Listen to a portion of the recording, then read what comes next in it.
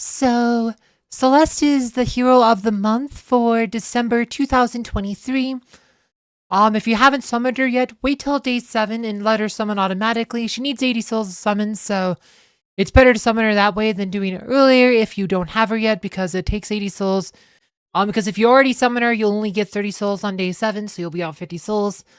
So definitely wait if you haven't got her yet. But Celeste is a mage healer, I believe.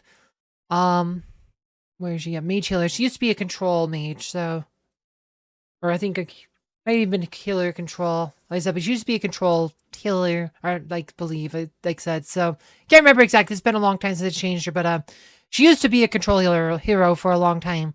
But it says just like the day flows in light, Celeste changes her form. Gleaming sunlight grants life, while the shadows of night open up her darker traits. Nobody knows if she can keep that delicate balance under her control for much longer. So mage, healer, intelligence are main stats. Her skills. So Celeste is a unique hero in that she only needs 50% energy to ult instead of 100, but her artifact buffs actually last half the time. Instead of lasting 9 seconds, they last 4.5 seconds because she only needs half as much to ult. Like I said, it says spends 50% energy and switches from her light form where her skill is used again and switches back to her dark form. Like I said, so she has two sides, right? Said she has two fates, right? Because she has two faces. And so it's pretty much a day-night cycle, like pretty much, right? 50% energy is half a day, 100% energy is a full day where she will flip and then flip back to a full cycle. There's reasons to do this, like I said, she's one of those heroes that you can really get extra value out of if you want to play a manual. But the dark form, she puts down the Cursed Flame, which prevents enemy healing. One of the best abilities in the game because it is a field effect, can't be blocked by things like Ode to Serenity. And this is really important for trying to stop all of our patron, trying to stop Jew from reviving himself or healing himself. Can stop Astaroth's res, like I said. So it's just really, really good ability because being able to stop healing can sometimes make the difference between being able to win fights and losing them because things like Oliver Patron and just Jew clutching out can literally end you. And then on the light side, though, she gets the Purifying Sphere. Purifying Sphere, removes all status effects on the target, last 5 seconds, while also healing them over time. It's one of the few abilities in the game that can block and remove status effects. It is only a single target, but it is a really good ability. It's a really good healing ability.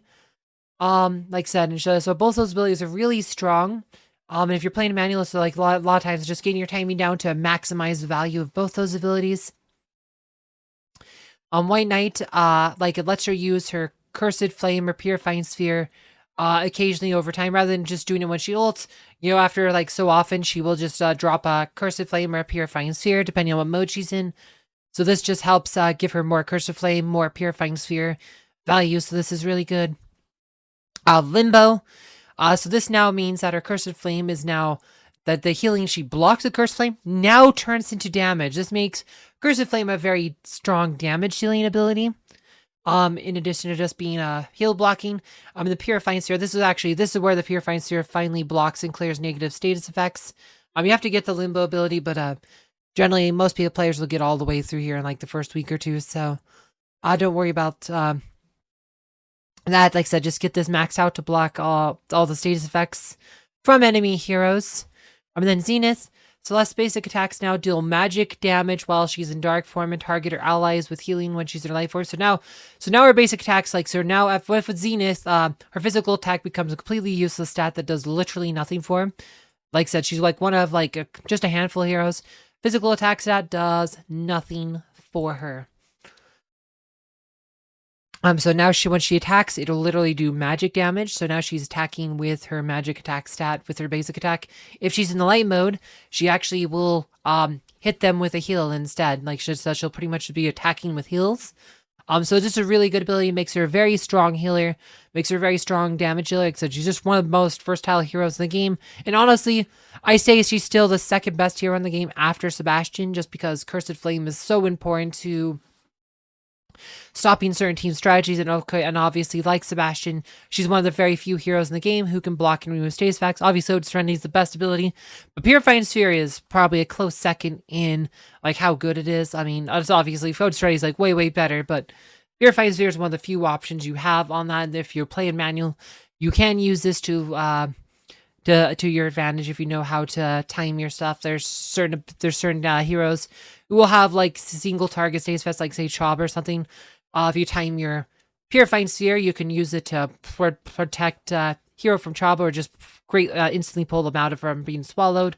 You know, stuff like that. There's just a lot of tricks you can do with this one if you're playing manual.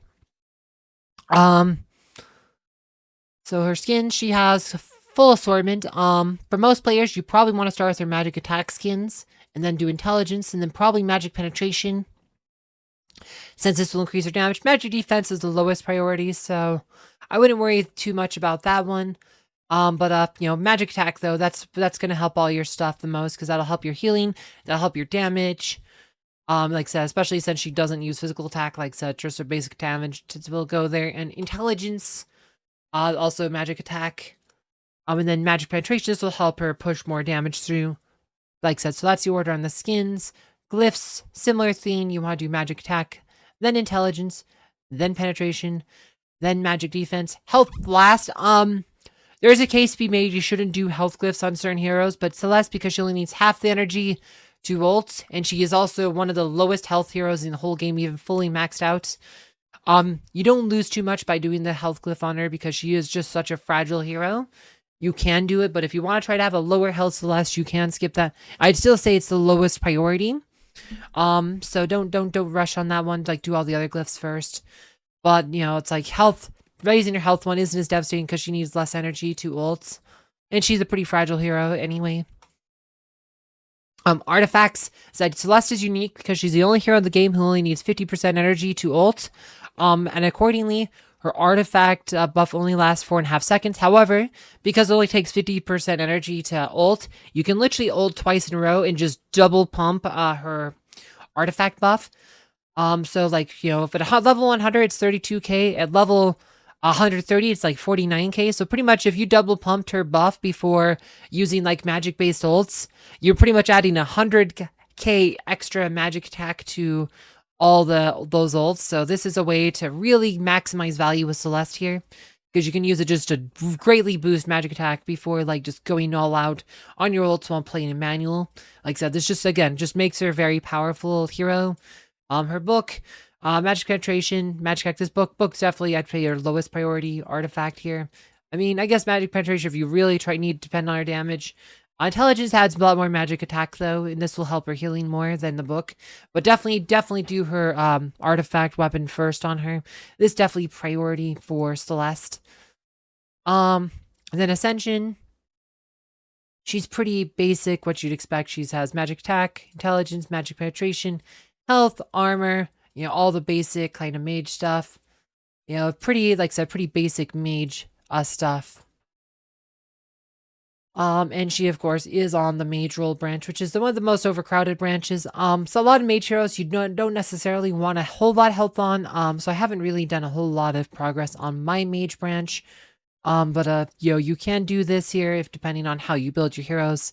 There is, like I said, but if you do fully max out this, though, you do end up with quite a bit of health here. If you had a full mage branch, you'd probably pass the 400k health mark on Celeste. But again, because she only needs half energy ult, it's probably not that devastating on her. But just keep that in mind. Like I said, that's the main reason I haven't done a mage branch, because a lot of times I want my mages to have a whole lot more health. So it's definitely been a lot lower priority for my account. But yeah, no, Celeste though, strong healer. You could put her in just about any team. Like, you know, she's just really good. Like, so here's a team. Like, the team I'd be with this, this is a team I'd actually use a Celeste against. I use Celeste. Celeste is probably my third most used hero after Sebastian and Aurora. We're actually not going to use Sebastian here because they don't have any status effects. We're going to use Morgan instead, and then we are going to use Lars, Krista. So this is generally like, so Krista Lars is generally your best bet against against Iris. Iris tends to roll over against Crystallars. But like I said, so this is a line I might use quite a bit against lines like this. Like I said, Iris literally rolls over against Crystallars. Like, probably the best counter to Iris is Crystallars. But, it's like I said, Celeste could be your main healer in a team like this, plus she buffs magic attack. She's just really good, but even on teams that don't need the magic attack, like I said, Celeste could be really hard to deal with because of things like Curse of Flame, Purifying Sphere. I mean, I've lost lots of games to Celeste's like I said, just generally top tier hero, like S tier hero, like one of the absolute best heroes in the game. If you don't have her yet, you should definitely get her. The fact that she's hero of the month, is really good because she's one of those heroes that, that helps out a lot in the early game, late game. Most players absolutely recommend all stages of the game. So definitely look forward to her. In a couple weeks, we are going to have Winterfest, which is the best event of the year. If you want to know more details about that one, please check out my video below. And as always, thank you for watching.